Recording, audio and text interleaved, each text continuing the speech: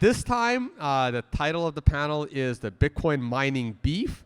And we're going to talk about the clash between the authorities that tell everybody what to do and miners that are trying to free people with Bitcoin, and the clash, and we'll see how that goes. All right. My name is Vays. I have a YouTube channel in the space. Everything is under my brand, Vays. Organize some conferences. This panel is not about me, however. So we're going to get intros from our panelists. We're going to start that way. And then we're going to go right into what ESG is and how this all got started. So we're just going to go down the path. Maybe you have one mic on that couch. And you guys... Oh, they have one. Okay, cool. All right. All right. So okay. Alejandro? Yes. Start us off. Who you are, where you're from, and what you do. So my name is Alejandro de la Torre. I am from Spain, based in Portugal. I have my own company called Proof of Work Energy. I sell containers, proof of work containers, and I build mining farms using sustainable energy across Europe mainly. Yeah. Hi, I'm Lesia. I'm in charge of investor relations at JKL Group. We have JKL Capital and JKL Mining under our umbrella. The JKL Capital is based in Hong Kong. JKL Mining is based in Texas for now. We have 35 megawatts launched and capacity to expand up to 85 megawatts. Awesome. Hi, everybody. Pleasure to be here with all my fellow panelists. Elliot David from Sustainable Bitcoin Protocol. At SBP, our mission is to help Bitcoin become the planet's most powerful climate-positive asset class and basically bust all the FUD and maximize institutional and broader adoption. Hello, everybody. This is Johnny. I'm from China. I'm working for Canaan and looking after key customer sales and service. Really glad to be here and looking forward to learn more from this panel. Hey, good afternoon. I'm Matt Schultz. I'm with CleanSpark. We're an industrial scale miner that kind of evolved out of the renewable distributed energy space. Just shy of 100 megawatts of capacity currently at our owned and co-located facilities, and we're based in Las Vegas.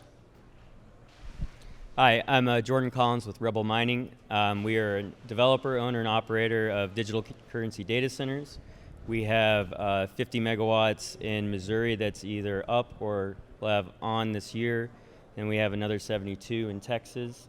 And I am the managing director for Energy Solutions and the general counsel. Hi, everyone. My name is Ben Gagnon. I'm the chief mining officer for BitFarms. BitFarms is one of the oldest and largest publicly traded Bitcoin mining companies in the world. We've done about 1% to 2% of the Bitcoin network for the last couple of years, and have mined over 16,000 Bitcoins with hydropower. All right, awesome. So one of the, you know what? I'm going to take it a slightly different direction. We're going to continue from the last panel we did here of Dear Elon, when he stopped accepting Bitcoin for Teslas and other stuff that he did. But one of the things that he said was, I don't want to accept Bitcoin because it's not environmentally friendly and it needs to use at least 50% of renewable energy, which even at the time, I believe it already did. So he was just inaccurate in his facts. So maybe anyone can jump in who knows some of the background on this. How environmentally friendly is Bitcoin right now already?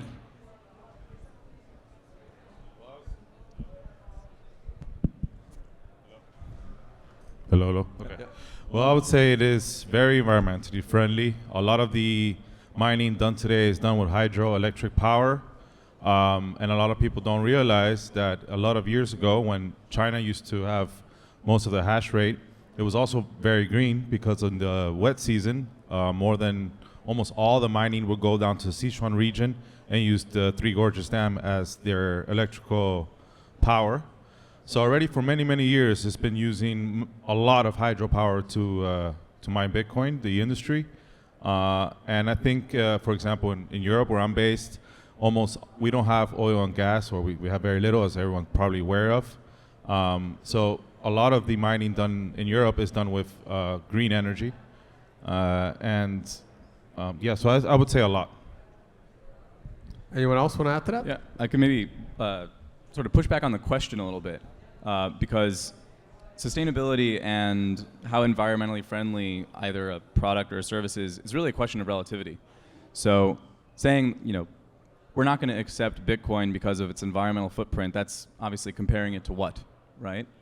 A lot of comparisons are made between either Christmas lights or manufacturing, other industries that are sort of very carbon intensive. Yeah, my favorite comparisons are clothing dryers use up more energy than Bitcoin to dry clothes, which you can just hang up. My personal favorite is video games. That has a lot of productivity to the world, everyone playing video games, and I'm pretty sure it's at least 50 times more than Bitcoin. Right, and I think that actually gets to the center of my point. The question shouldn't be about, what are we comparing it to, or doing whataboutisms, playing what-if games. I think if we're going to dispel the FUD and some of the criticism of the industry, we just have to demonstrate, we have to prove that Bitcoin can actually be this really powerful tool in the toolbox for the clean energy transition, for the just transition, promoting financial and digital inclusion. And actually one sort of talking point that I hear a lot that I think is really important to start with is, what is the value of Bitcoin or of the technology, and why are we using this power, right? So to say that we're not, we're using an insignificant amount of power in an industry where our sort of the main operating cost is energy, it's not, it's a weird statement, right? The real question should be, okay, with the power that we're consuming, video games is a great example. It uses a lot of power, but it makes a lot of people really happy, right? We're not making a criticism of data centers for consuming a lot of power. Maybe it depends if you're a parent or not, but yeah. Yeah, the question is, what does the value brings to society, right? And Bitcoin is this amazing financial inclusion technology. We talk about how in much of the world people don't have access to traditional financial services. I think the number's somewhere around 3.5 billion. Almost half the world's population doesn't have access to traditional financial services. Bitcoin can solve this. Even here in the US, something like 1 in 4, 1 in 5 people are underbanked. That's a huge problem, and Bitcoin can help solve that. So it's worth that energy consumption, and ideally, we want to drive it to climate positivity, to zero carbon. Alejandro, real quick. Yeah, real quick. I just want to say that a lot of the I think the issue is that a lot of people still don't believe in Bitcoin, so they see it as a waste. Of course, we believe in Bitcoin, I'm sure. It's a nascent industry, and it's by the time every year it's going to get more and more accepted and more adopted. I think there will be more acceptance of the usage of electricity. I was just going to say, to add that, my favorite comparison is the energy consumed by hosting selfies, right? And I was on a Twitter Spaces panel with Elliot last week, and there was a comment made that if Bitcoin was a human being, that it would still have acne and be wearing braces. And I thought that was appropriate because clothes dryers and Christmas lights and selfies are established behaviors. So being in its infancy, it's still an easy target for someone that's underinformed or misinformed about the underlying energy consumption, value, and contribution. I think the comparisons to other industries are helpful to put this in context, because what you'll read about in the news is that Bitcoin consumes as much power as country X, whether that's Argentina or Israel or whatever that is. That's what they'll compare it to, as countries. And that really makes you feel like we're consuming a lot more power than we are. First, we consume about 0.1 to 0.2% of the world's power. That's it. That's a very, very small amount of power. And the vast majority of the power that is being used to power mining are marginal sources of electricity that have no other utilization. That's because we want cheap power. We are profit maximalists. In order to be profit maximalists, you have to have cheap power. To have cheap power, you don't want to compete with other people on your power. So you go to the places where there is no power. We are using power that has literally no other use case. And that's what we're utilizing. And it's consuming 0.1 to 0.2% of the world's electricity.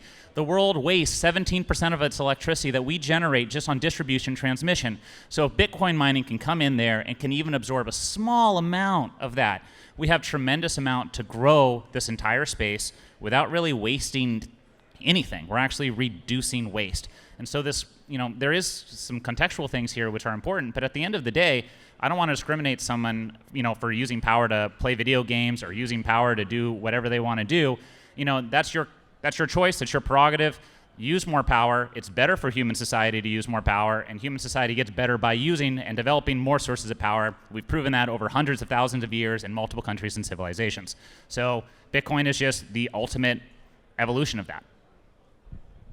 Lisa? Yeah. Back on the history, because you touched the Elon Musk situation, that's where the Bitcoin Mining Council was created, and very quickly they realized that over 50% of Bitcoin mining was already sustainable energy.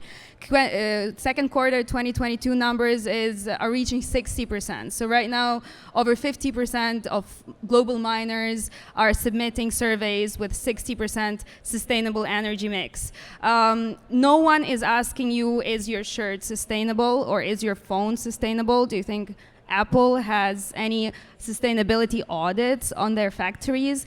So it seems like, just to circle back on what Elliot said, there's a lot of FUD. It's very easy. It's in an infancy stage. It's very easy. Bitcoin mining is just a very easy target as an industry. And the longer we all stand here and the more we grow, the more network effect we bring in, the more it will be clear that the numbers don't lie. And green energy is already what's happening to Bitcoin, not what is going to happen in future. Yeah, I'm still waiting for someone to ask the question, how sustainable are Tesla chargers and where that energy is coming from? But we'll get there one day, maybe. So I was going to answer your question, which is Bitcoin or digital data centers are only as clean as the grids that they're on. So most data centers are usually interacting with the local energy markets. And if you're in California, it's 50% clean. If you're in Texas, it's 30% clean. In Missouri, we're 40% clean, and we didn't do anything. The question is, those are all state-driven policies, and they're the ones that are making the grid cleaner. The question is how do we as an industry have an additional positive benefit on what they already want to do? So I think that's where we're going. And I think it is more environmentally sustainable than people think it is, but not because of anything we did. It's just where we found the grid. All right, so let's move on to the next major topic that we're dealing with right now around the world, and that is the promotion of ESG. ESG stands for Economic Social Governance. And it's a whole... environmental social governance, sorry. I don't know why, I guess I'm living in the world of finance. Environmental social governance. And that is coming down with a lot of global regulation on how companies are to use energy. So let's go down the line this way, and then on the next question we'll go in the other direction. So how do you foresee this? ESG, I'll hold my opinions on the situation for now, but how do you see the ESG initiative globally playing out? And just what are your honest opinions? I know a lot of you here you're not representing your company, so feel free to give an opinion of how your company sees it, and then your personal opinion. Ignore the fact that this is being recorded. Well, for me, I don't really care, to be honest with you, because my situation in Europe is that most of, if not all, the energy is renewable. So it's not really a case about what some crazy Wall Street guys created. It's about the reality of the situation. We use renewable energy, and that is the only source we have. And there's ways to monetize a mining farm aside from just mining Bitcoin. And ESG is the last thing we're thinking about. So that's my take. That's surprising because like it's Europe that's driving the ESG bus around the world basically, and Germany decided to shut down their nuclear power plants, and now with the Russia situation, they're firing up their coal plants. Yeah, but a lot of people like they always say, oh, Germany turned off the nuclear power plants. But if you look at France, they're turning on more nuclear power plants. So it's not necessarily a whole entire case for Europe. I briefly touched it yesterday in the keynote, and I'll say it again. We have the JKL Capital side, the financial arm, and ESG is actually very important for the financial arm of our business because of all the capital, all of the institutional capital that's being locked up right now because of compliance constraints. There's a lot of institutional investors out there who are willing to invest into Bitcoin mining, but they have regulatory or compliance constraints. The moment Bitcoin mining becomes an ESG grade product, it opens up a huge pool of institutional investors' capital into the market and will further expand the network. And we were just talking in the backstage with Elliot. I'm sure he's going to follow up on this thought. His company is doing exactly that. So I'm sure that we are all headed to a very bright future from the institutional investor perspective the moment ESG standard the stamp is being put on Bitcoin and Bitcoin mining. Yeah, and just I guess quickly to touch on the whole ESG kind of narrative and conversation before I get into my rant, which I hope you all enjoy. But ESG is really an industry-led like project, right? It's these massive institutional investors that have tens of trillions of dollars of capital, and the way I think about ESG is basically you're not being how do I say it? You're selling things as advertised, right? The point of ESG is basically to say like I'm going to invest in a product or service that is supposedly good for the planet on those three dimensions of environment, social, and governance. And actually, there's a really interesting sort of push to limit that to E because S and G. I mean, how do you quantify that? And I think we were talking about that yesterday with Ben. And in that sense, right, making sure that your investments in Bitcoin are sustainable, your holdings are sustainable, and there's a lot of sort of methodologies around this. But I don't want us to shy away from ESG as a concept, right? I think it's important that we do reorient the financial system and society more broadly towards sustainability, towards climate action. And actually, there's I don't know if y'all probably know Troy Cross. He likes to talk about this. He says, invoking ESG is like a telesonic, it's like the boogeyman that's like going to come and get you. There certainly are attacks on the Bitcoin ecosystem, on the industry. There's no Apple conference happening right now where they're debating about the energy use, right? Like it's only happening here because we are certainly under attack.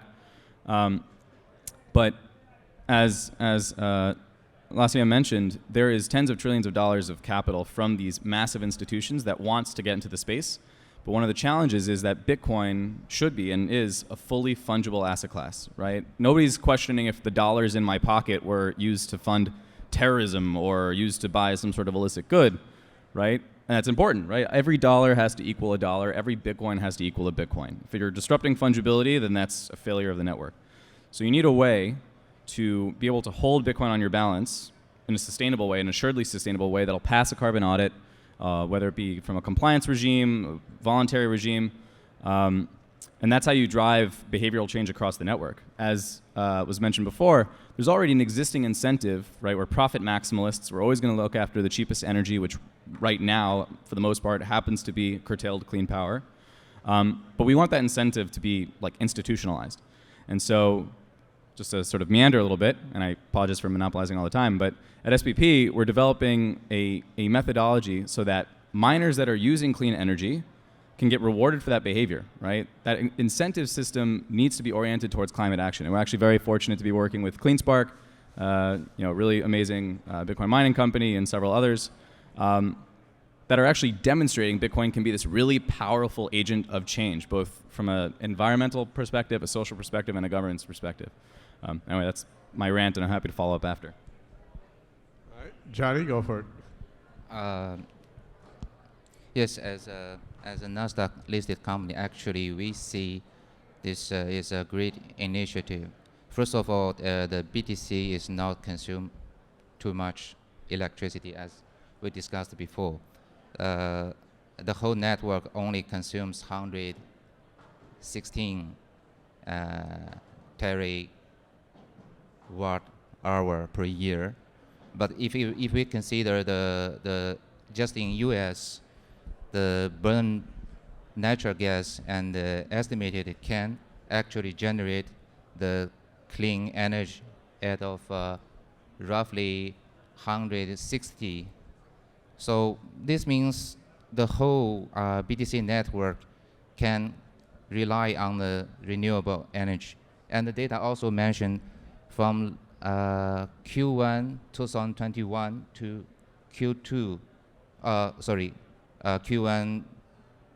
2022, our power consumption structure have dramatic increase. So actually, after reading those data, we are super proud to see our industry is most green energy used industry. And at least our company is committed to contribute to this and invest more R&D to achieve this target. So all in all, we respect this, and we think this is a great initiative for the global. So CleanSpark was born out of the energy space. We built microgrids, and we were having a conversation backstage that we had personnel in South Africa looking to deploy community-based microgrids to generate energy security for community installations. What that does for opportunity for education, for communication, for investment to be banked. It's a substantial asset to have that energy security. The problem is even the World Bank won't finance many of these projects. So enter Bitcoin. So Bitcoin now plays a really important role in utilizing stranded energy assets. There's congestion on the grid in Texas. People die due to massive outages, and there's congestion on the grid that prohibits or that doesn't allow the transmission of that energy. So that's a big deal. But to the ESG point, what we believe that, to the point that many of the panelists made, it provides access and opportunity for institutions to make investments. CleanSpark has spent $400 million, and obviously that wasn't a check that I wrote personally. We have investors, institutions, funds that back that up, and many of the funds that Vanguard, BlackRock, and the others hold have requirements for these ESG initiatives. Now, on the other side, so we talk about the fact that Bitcoin drives innovation, Bitcoin drives security, Bitcoin drives the ability to be banked. The market should, in my personal opinion, drive some of these initiatives. The ESG, the big push behind ESG is not dissimilar from the argument about labor unions, right? So is it virtue signaling? Are we forcing people to behave in a certain way? Or in a free market economy, should the decisions be made by the performance of the companies? And as many of the companies up here are publicly traded, that performance and that decision is made by investors and funds that support what you do, and they support that by voting with their dollars by investing in your company. So the social part for us is a big deal, as well as the corporate governance. I had a conversation with a journalist from CoinDesk at an event the other night, and we talked about the verbal gymnastics that exist in the Bitcoin space. As a miner, when you talk about hash rate, is it hash rate capacity? Is it hash rate plugged in? Is it miners that are being shipped here? Is it miners you own? Is it miners you host? And so from a standpoint of the G, we see that as a really big deal from corporate governance having standardized, and to Elliot's point, what they're trying to do is create a method to establish that we're actually doing what we say. There's transparency, there's accountability, we're providing opportunities to the communities in which we operate that look like the communities in which we operate. We support the local economies, but we also play a vital role in that energy security from a global standpoint. So, I could argue either side of that question, but, I think at the end of the day, it's a net positive for the industry to continue to receive validation and grow up from that acne and braces stage. Jordan? I think ESG is just a reporting requirement, and ESG represents corporate policy.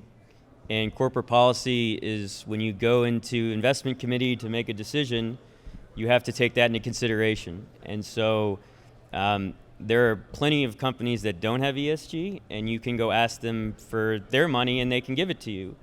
If you want to have these particular institutions capital, you have to play by their rules. So if this is a requirement for their money, then that's part of the deal. I think it's a net good thing, but I'm not caught up with the reporting requirement. I care what the investment committees decide to fund or not fund. The ESG is just telling you what they were doing. So it's like you were saying, it's just kind of marketing, but you have to follow the dollars. So that's what ESG really is.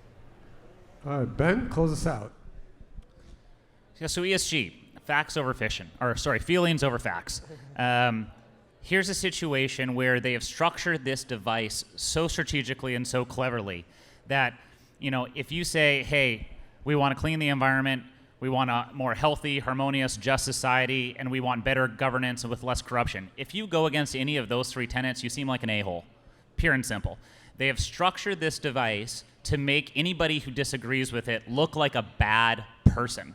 Okay?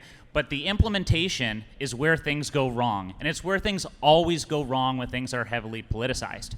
And there's no data behind any of the stuff that they're proposing as a valid solution. If you want to improve the environmental impact of energy and energy generation, you need to invest in reliable baseload generation technologies.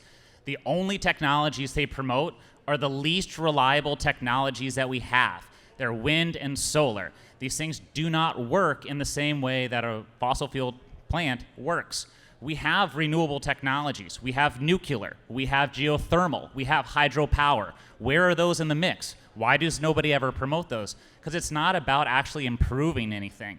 It's about making you feel like a bad person if you disagree with them and trying to control your behavior. And if you actually follow the dollars, you do not see them actually going to things that have a positive impact on ESG. If you look at the space, you really do not see that.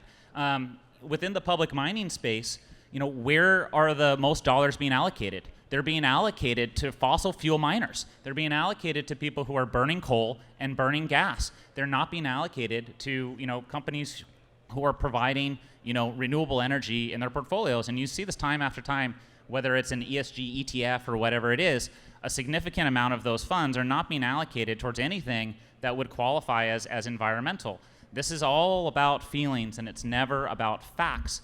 And it's really, really sad, situation, but they've positioned it so strategically that you seem like a bad person if you go against it. And the reality is that it's just not the case. We all want a cleaner environment. I think we all want a more healthy, harmonious, just society. I think we all want less corruption. I mean, I can't imagine anybody wants the reverse of those. But if you go against ESG, in terms of the way that it's being forced upon you and the way it's being implemented, you're the bad person and you're what's wrong. I think this is really, really sad because it's distorting markets and it's creating a lot of inefficiencies, and it's actually going to cause the exact same problems that they're trying to say that they're addressing. And this is what you always see. Anybody want to comment to what Ben just said? Go ahead, Elliot. Yeah.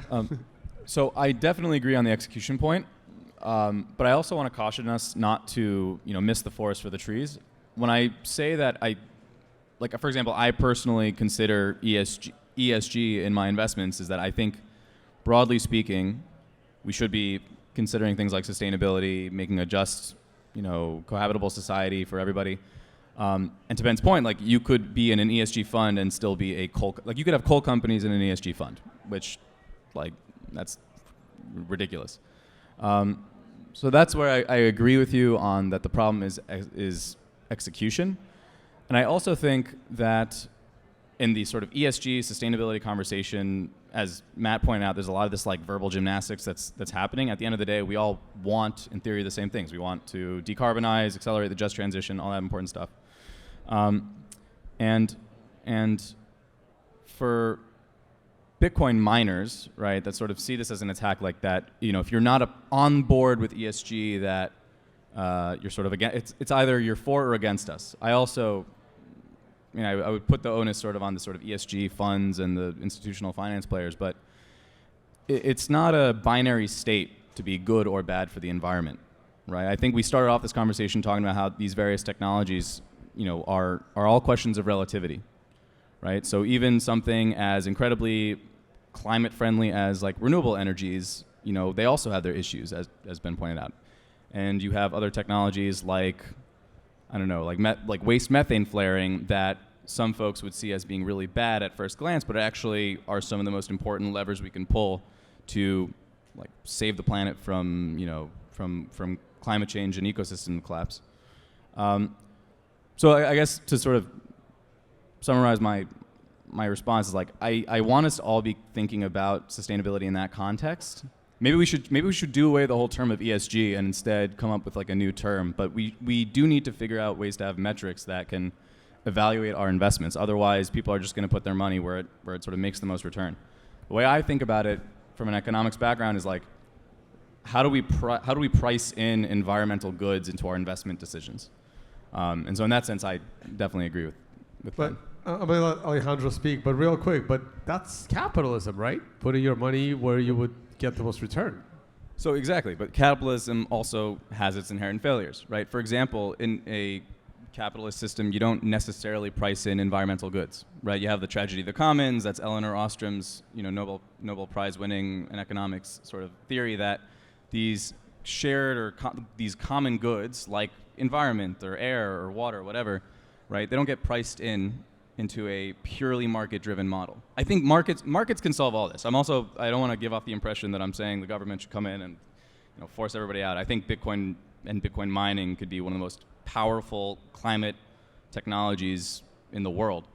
I just think that we have to, I guess I don't want us to like misconstrue that point. I'd like to add to that point. The reason why I said I don't really care about ESG is because I've seen the market already creating more sustainable farms, some more solar. In my case, in Spain, we have a lot of solar energy, and a lot of my clients have set up small mining farms, which has then allowed them to expand their solar farms. So it's free market. No one's ever talked about ESG. Not once has that been spoken about, but it's already creating more sustainable energy because they're profiting off of Bitcoin whenever there is, let's say, it doesn't make sense to sell the grid, or the grid is whatever, the grid doesn't want the energy, or it's too far away, etc. So they turn on the Bitcoin mining farm. So now they have a reason that now they can actually expand or pay off their initial debt. So the market is already working to create a sustainable. Bitcoin is helping create sustainable energy already. So I don't want to sit here and discuss all day about ESG and finance that, finance this. No, there's already mining going on that's helping create more sustainable power. I would agree. Ben? I mean, he's absolutely right. Like I was talking about earlier, Bitcoin mining by itself already incentivizes going after these sources of energy by itself. We don't need any further rules. We don't need further regulation. We don't need any further, bludgeons against us to move towards this. The cheapest sources of power are going to be the sources of power that nobody wants to use, that are in excess supply, and are currently being generated. This idea that one source of power is inherently bad is just false. Even with coal, there are situations where coal is a very, very positive energy source. You have waste coal in Pennsylvania. This is a legacy problem in terms of environmental waste. And what do you do with it? You can't bury it. You can't treat it. The only thing you can do is burn it. And if you burn it in a reactor, if you burn it in an actual power plant, you control the emissions, you reduce them, you clean up the land, you remove all of the leaching of the chemicals like mercury and all this other stuff into the water supply. Like, this is stuff that's already being driven by Bitcoin mining economics, and will continue to do so. The flare gas situation that CleanSpark is talking about is very, very powerful. It's the only economic incentive in the world in order to reduce your emissions. The only one. Governments have not figured out a way to incentivize the reduction of emissions. They've just figured out a way to tax you on your emissions. That is not the same as incentivizing reduction. And Bitcoin mining does that. Lisa, want to There's add a- anything? Go ahead, guys. Yeah. More. There's a very interesting concept developed. Brendan Quinton is developing it a lot, but also a lot of people in the mining community discussing that Bitcoin is actually like a civilization pioneer, and that's to tap into the point where you said that it helps develop societies around green energy sources. So there is this point that if you look at the globe, at the map of the world, civilizations normally tend to be at the shore because that's how we developed historically. We were dependent on the trade routes through the sea, whereas now the next generation will be tending to accumulate around energy sources, and energy sources are location agnostic. They can be anywhere. They can be more in the midland or in the middle of the ocean. So Bitcoin as civilization pioneer opens up a concept that Bitcoin miners would start going towards the energy sources of cheap energy. There will be societies starting developing around it, hospitals build, infrastructure build around. As demand grows, energy prices will go up, and then miners will go to another location where there is another source of sustainable, cheap energy. So actually, that's a very interesting point to see how the civilization is going to develop in future based on what we're seeing today with Bitcoin mining. And just to quickly hop on that point, there's a lot of these spillover effects that Bitcoin mining and the Bitcoin industry has on other areas of the economy that are also incredibly positive. You know, everybody talked about how sustainable the energy mix is for Bitcoin in the most recent BMC report. The thing that people kind of glossed over is the efficiency gains. Like, I would love to, I mean, maybe Ben can talk about them, but I was blown away. I don't think there's another industry in the history of the world that can make efficiency gains like that, and that's going to spill over to every single other digital and technology-driven industry in the world. So very quickly, if I could summarize all of this, the joke is, do you know what the difference between a policy and a mandate is? Policy and what? A mandate. Mandate. If you like it, it's a policy. If you don't, it's a mandate. They're the same thing. So it just depends on where you're coming from, and you have to have incentives align and understand actors in a market will act as such, and if you want to have their behavior change, there has to be policy. So that's what we're talking about. Gotcha. And, All right. yeah. Well, according to the clock, we have 1 minute left. So we're going to do a lightning round question. So you have to answer it in one sentence, maybe two. We'll start here and we'll go that way as well. So suppose I said all of our problems could just be solved by switching to proof of stake. What do you say?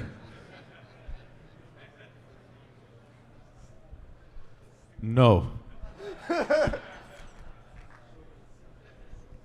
+1.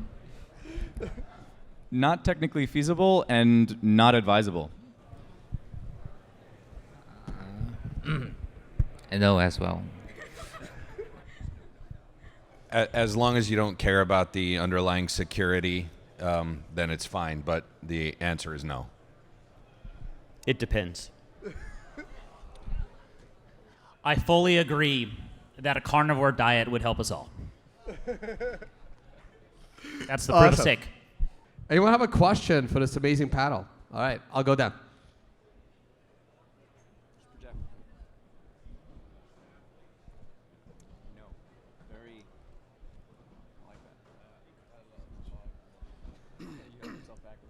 Hi, I'm Jay Jorgensen, GeoBitMine. What do you guys see happening with the waste heat that is being used by all the data centers? It's actually been a problem since data centers actually live in Virginia, where there's Loudoun County. It's the data center capital of the world. And they're very bullish on Bitcoin and the technology of, hey, it's also a problem for us in Loudoun County and other data centers where we're just counteracting all this heat by trying to cool it. Why don't we use it for other things such as green tech technology, brought up yesterday, how they're actually growing food with their technology using the waste heat. You guys being very, very large players, are you willing, my question leading up to that is, are you guys willing as investors to take this problem on and actually do something with the waste heat, and where do you guys see yourself going with that?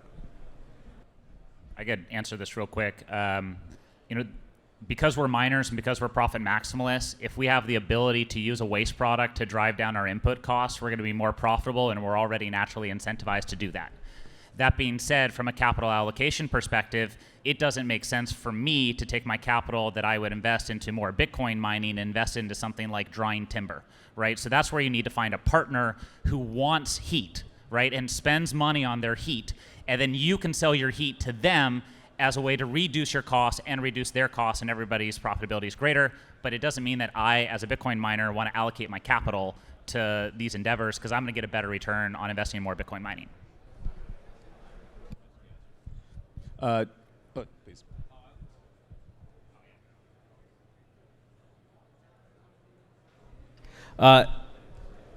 I would agree with Ben. The example I would give is the National Renewable Energy Lab in Golden, Colorado, which is the jewel of all of the federal energy labs, runs all of its heat and cooling off the most powerful supercomputer in the world for 300,000 square foot facility. It all runs off the heat off of a supercomputer. And they built the building for less than projected budget. So to Ben's point, it's what's the return on investment? What's the trade-off? But if there's a use for that heat, we want to monetize it because it drives our costs down. So there have to be good partners out there that can perform the work, and then there has to be a good heat source and some engineering, and then we can figure out what to do with it. Yeah, one thing as a miner that I've always considered is, if I'm going to put this mining container here, who in the neighborhood or who near me would like to take the heat or the hot water? Because I'm always trying to monetize as much as I can from the container, from the mining operation. So it's something that if you're a miner, something you should take in consideration. You can always sell that heat. You can always sell that hot water. We used to heat a little town back in when I used to work for Poulin. We used to heat the town water. We gave it to them for free, but we could have got money for that. Yeah, I think Ben probably explained it best. But it's so freaking cool that it's an industry where you want to optimize the utility of everything that goes in and out. Like that's what pulled me into the industry, something coming from an energy background, and before that was working in astrophysics and cosmology. And honestly, I see it a little bit like we're like spacefaring, and Bitcoin miners are trying to maximize the use of every single input and output. So if you have an idea of how to use that waste heat, talk to the miners. Well, the world could always use more hot tubs and saunas. I'm a huge fan of both. All right, guys. Thank you so much. It's been an incredible panel. Please give a round of applause for all our panelists. And I give it back to the moderator. Thank you, guys.